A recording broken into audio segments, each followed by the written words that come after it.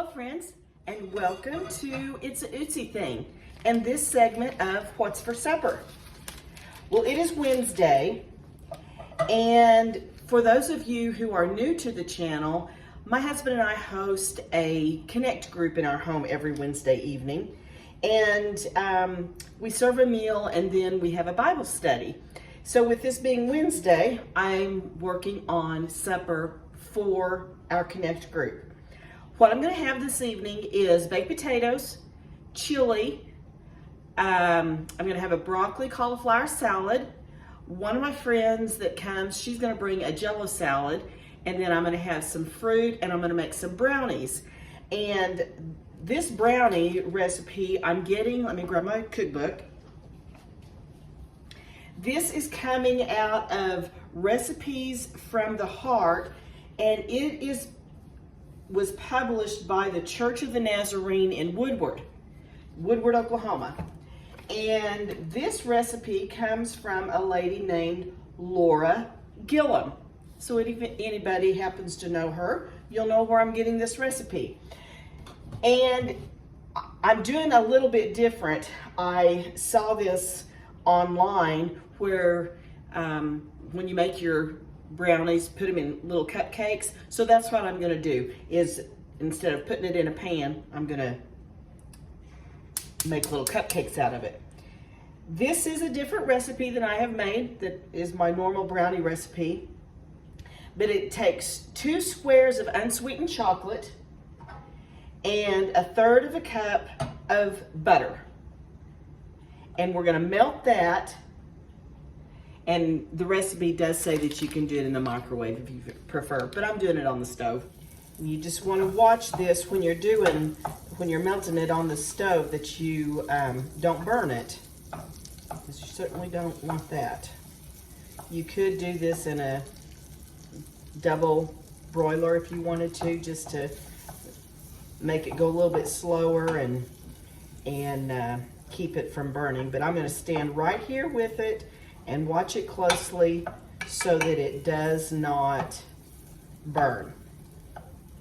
While I am stirring this, and I have my heat on low, let me go ahead and read the recipe to you in case you want to write this down. So it's 2 squares of unsweetened chocolate, 1/3 of a cup of butter. No, it's too far away, I can't see. 2/3 cup of flour, 1/4 of a teaspoon of salt, 1/2 teaspoon of baking powder, 2 eggs, a cup of sugar, a teaspoon of vanilla, and then 1/2 cup of pecans if you want to put pecans in them.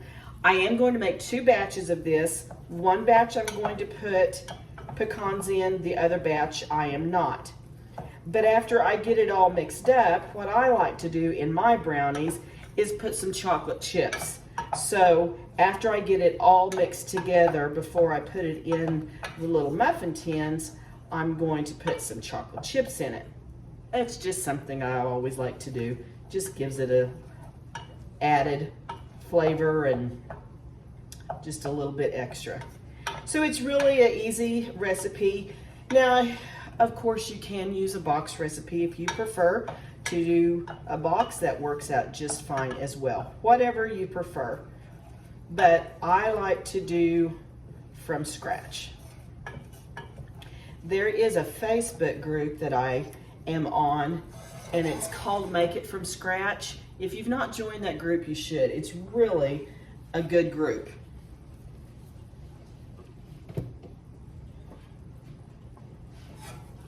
There's really no need of me dirtying up another pan, so I'm just going to use this same saucepan to mix everything up. I'll get my 2/3 cup of flour.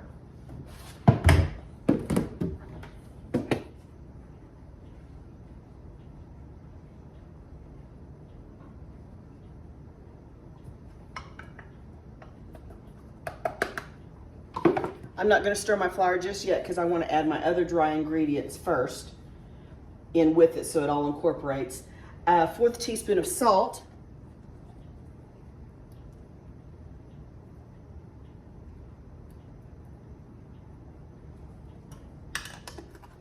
1/2 half teaspoon of baking powder.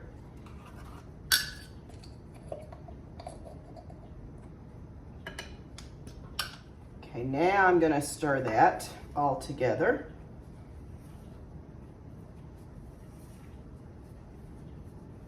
I'm going to get 2 eggs.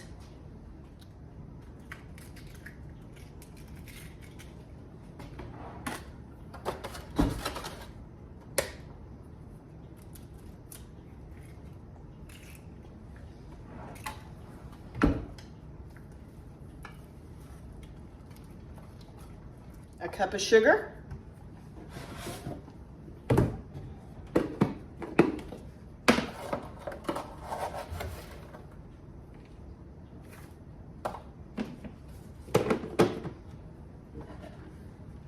And a teaspoon of vanilla.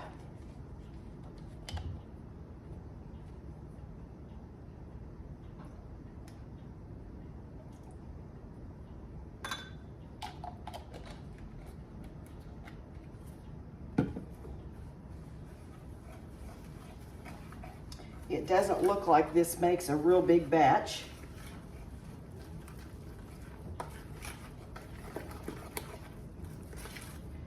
Probably the same amount as what you would see with the box. And it looks a lot like what a box recipe looks like.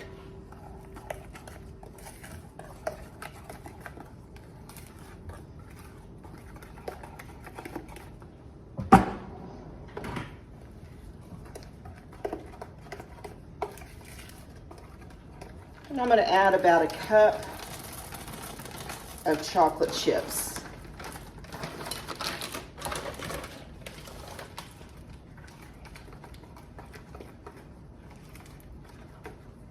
I already have my liners in my muffin tin.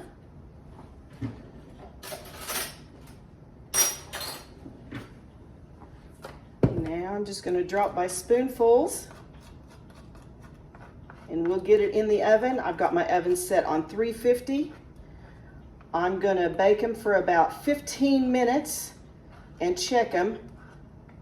That may not be quite long enough, probably is not, but I'm gonna check them just to kind of see where we are at 15 minutes. If you were doing this in a casserole dish, you would bake it for about 25 minutes.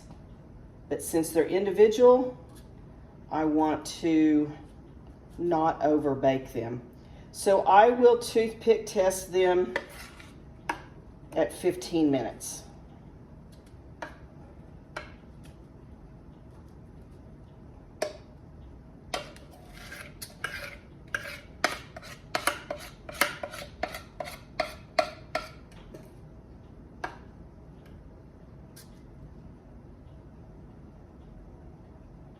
And it looks as though this is going to make about 12 brownies, this one recipe.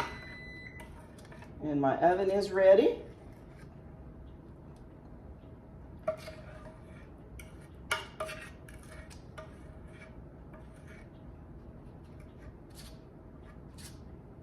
don't know. Looks like we have 9. We're going to get 9 out of it.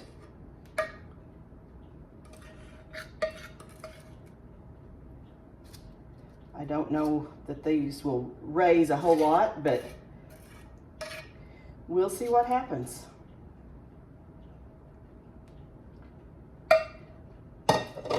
All right, into the oven we go. I'm going to take these extras out, and I'll start on the next batch. The next batch I'll put pecans in. All right, now that we have our brownies going, I'm going to get started on my salad, which I have made this salad before. It's broccoli cauliflower salad, and it's on one of the previous videos if you want to go back, but we're doing it again tonight, so I'll just tell you what I'm doing. I've got 1 bunch of broccoli, and these big pieces I'm going to go ahead and cut small, make them just a little bit more bite size, instead of the whole big thing being in there. because those big pieces of broccoli is just a little bit too much to bite on.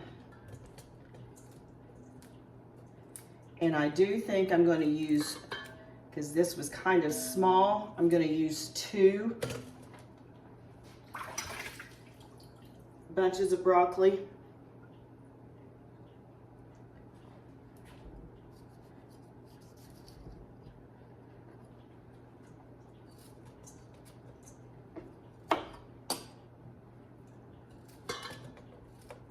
When you're feeding a large group of people, you want to make sure you got plenty of food.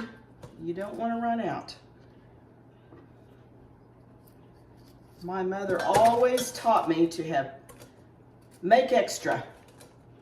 You can always have leftovers. And we had leftovers growing up. There's no doubt about that. Now, there are some people that just despise leftovers. I don't mind them. Now, there are some things that just do not fare very well as leftovers, like fish. No. And really, in all honesty, chicken is not the best leftover, reheated. I think I'd rather have a cold chicken leg left over than to reheat it. It just, when you have that batter on there, it just doesn't do well reheating. Now, you can put it in an air fryer and it seems to do okay, but just to pop it in the microwave, nope. Okay, so I've got 2 bunches of broccoli. I have part of a red onion that I had left from a salad I did yesterday, and which I used very little of it. So basically 1 red onion, and I'm just slicing it up. Now, I will tell you, this is one of those salads that you want to make a few hours ahead of time, because your dressing needs to marinate in all of the vegetables.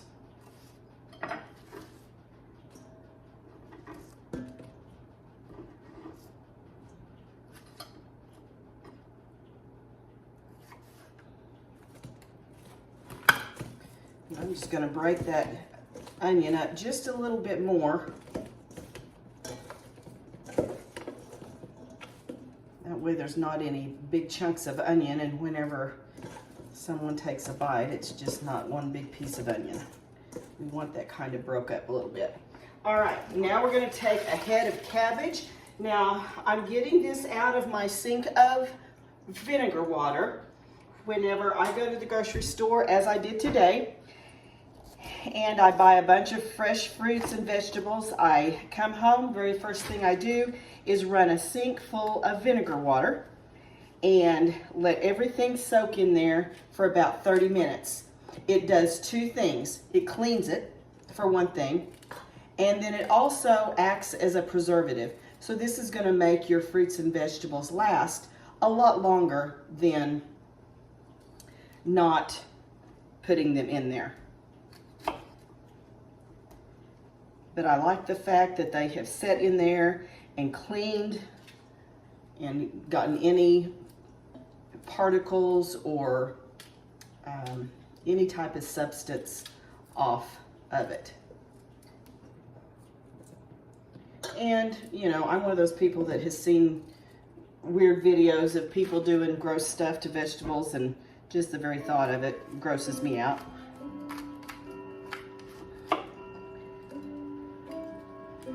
So I make sure I wash everything really good.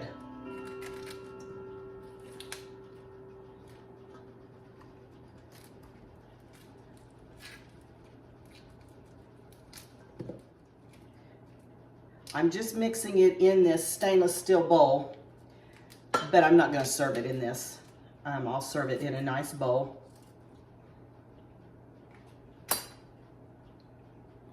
Now, something else that I like to do to this salad, and you will see this in different recipes, is have little squares of cheese. Now, you can buy the cheese already cut up into squares. I buy the cheese in bulk and bring it home and shred it myself. So I have this big chunk of cheese, so there's no need for me buying the little squares. So I'm just going to cut up a few pieces and add that to this salad before I put my dressing on.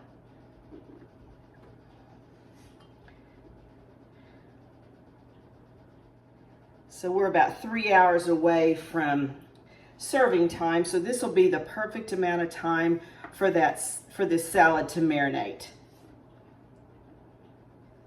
So just cutting some squares.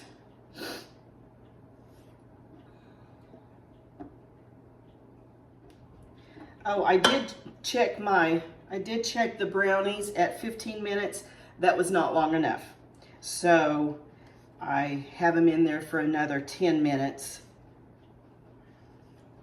So you will need to, if you're gonna do them like a cupcake and not in a casserole pan, you'll need to do it the 25 minutes just like you would if they were in a pan.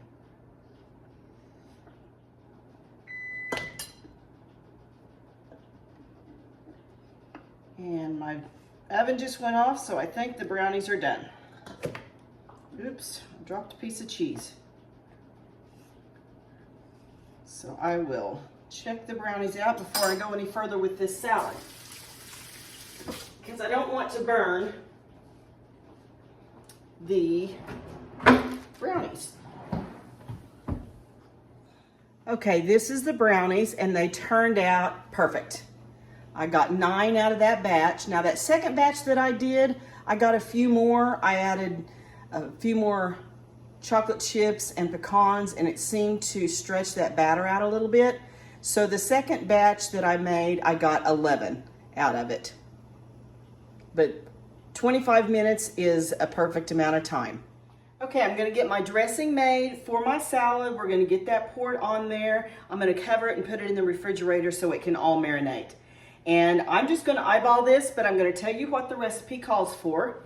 Half a cup of mayonnaise. I use Duke's.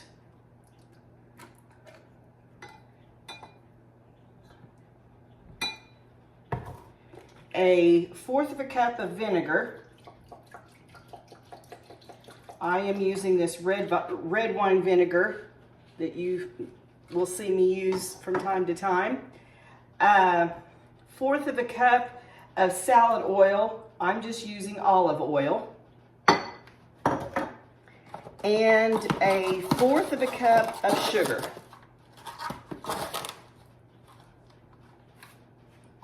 All right, we're just gonna stir this all together. Oh, and I'm gonna add some salt and pepper.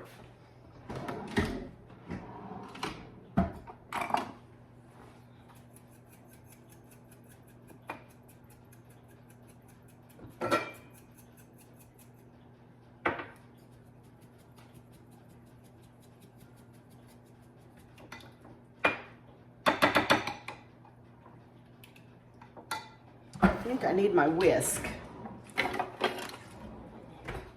to get that mayonnaise all broke apart.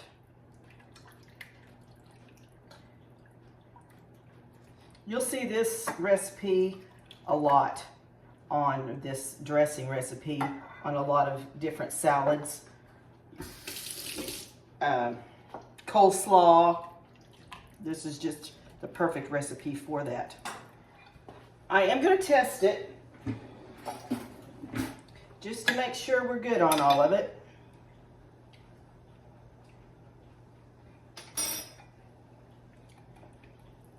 We're not. Okay, I'm going to put some more salt and pepper. I think I'm going to do a little bit more mayonnaise because I'm really tasting that vinegar.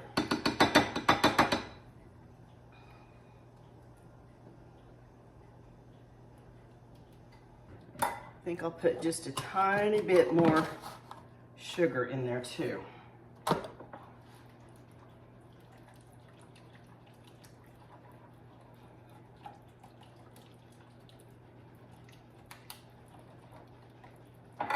Get another spoon.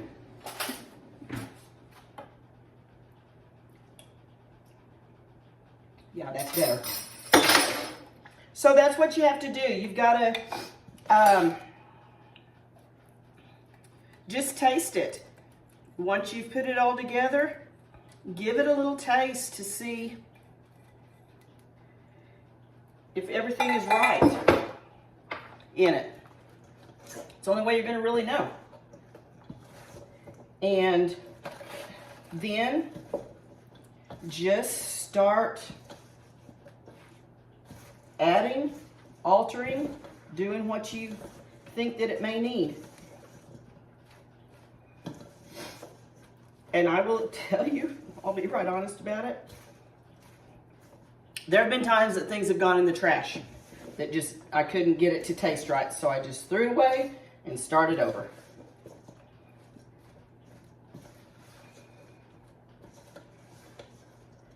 Okay, I think everything is covered very well in this. And it's going to go in the refrigerator. So let me go over this recipe with you one more time for the salad. And this recipe, I got this cookbook. I've talked about it before in some of my previous videos. I got this cookbook from one of my grandmas for a wedding gift. And I have just used the tar out of this cookbook. It's marked up. It's got food stains. It's quite used. I don't even have a cover on it. Let me shut that timer off. So I have used it a lot. But this is broccoli cauliflower salad. You have 1 head of cauliflower, and you break that all up into pieces. One bunch of broccoli, and you cut that up into small pieces. I cut up some squares of cheese. I used Colby Jack cheese, and I just cut it up into squares. I did 1 red onion chopped up, and for your dressing, you'll need a 1/2 cup of mayonnaise or Miracle Whip, whichever you prefer to use, 1/4 cup of vinegar, 1/4 cup of sugar, and 1/4 cup of salad oil, and I used olive oil. So that is your recipe for your broccoli cauliflower salad. Easy peasy, and it's so good. Oh, it's so good. And the longer it sits in the refrigerator marinating, the better it is. Okay, what I'm doing now is working on my chili. I'm going to give you my recipe that I use for chili, which you've seen this in previous videos as well. But I had already made this ahead of time and put it in the freezer when I was doing some cooking the other day. I just went on ahead and got it made up and put it in the freezer just to be one step ahead.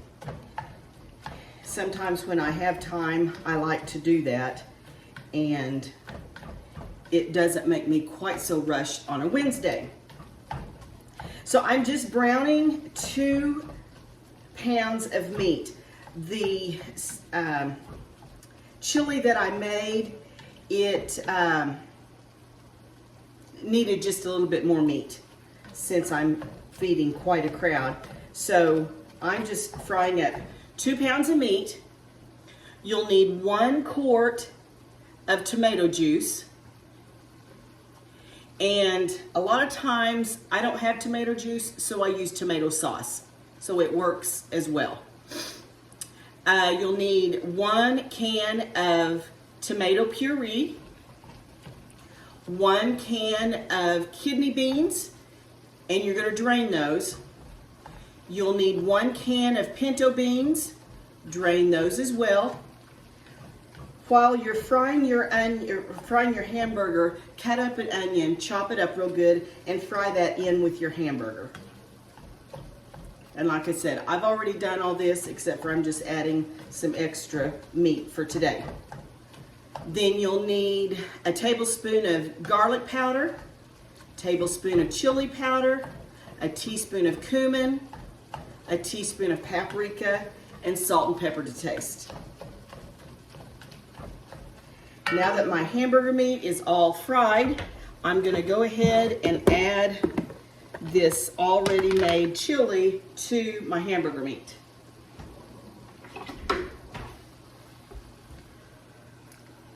This recipe makes a very large amount, and I like to make this whenever I am making chili for our Connect group. For Michael and I usually cut it in half. But if I'm feeding a large group, this is the perfect amount. And there is one thing that I have started doing. You know, as you age, your body tells you things. And as we have matured, it seems like acidy stuff kind of bothers us. Gives us heartburn or indigestion or something. So what I have learned in all of my recipe searching and whatnot is to sprinkle a little bit of cocoa powder in the meat. And I just sprinkled some around there, maybe a half a teaspoon.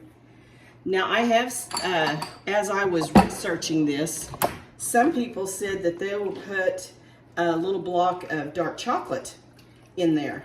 But there's something about that cocoa powder leveling out and cutting down on some of that acidity.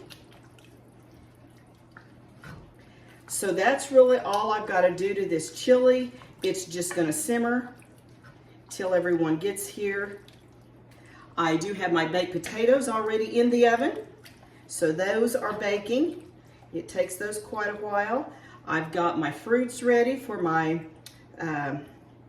fruit bar, and then the brownies, and then I made the salad as well. So we're just going to sit and simmer for a little while.